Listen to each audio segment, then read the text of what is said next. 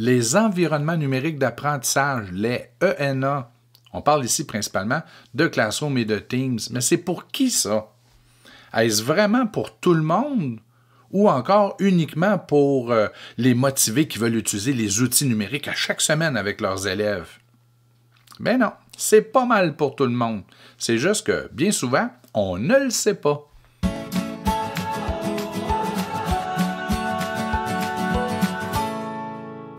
Et oui, pour plusieurs d'entre nous, lorsqu'on parle des environnements numériques d'apprentissage, de Teams, de Classroom, on se souvient de la pandémie ou l'apprentissage à la maison, à distance.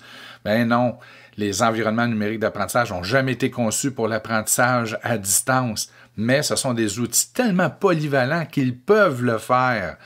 Ben non, un environnement numérique d'apprentissage, c'est pour vous aider à communiquer avec les élèves, à partager, à diffuser, mais aussi à recevoir des élèves.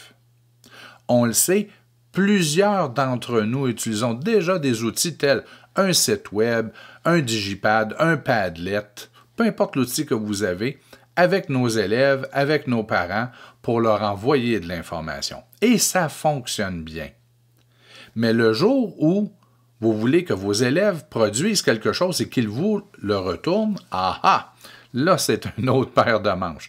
Donc, même si vous n'avez l'intention que d'utiliser les outils numériques qu'une seule fois en classe cette année avec vos élèves, parce que vous voulez qu'ils réalisent une image, une photographie, un court texte, peu importe, un enregistrement audio, un montage, mais même si ce n'est que pour être utilisé qu'à une seule reprise, vous avez probablement tout intérêt à avoir un environnement numérique d'apprentissage en place.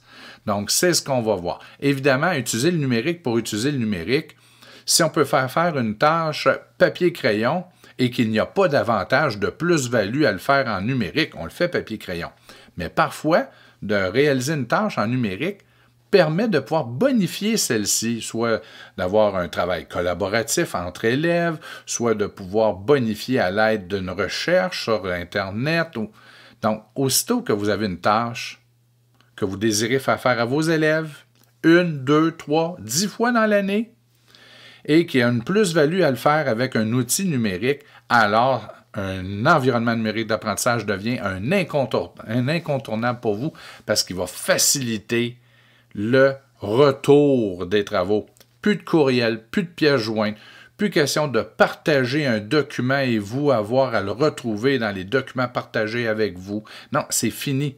Tout va se faire automatiquement, ou presque. Donc, si vous désirez en savoir plus, restez et continuez ce parcours-là. Donc, bon partage, bonne collaboration, bonne diffusion, bonne utilisation d'un environnement numérique d'apprentissage.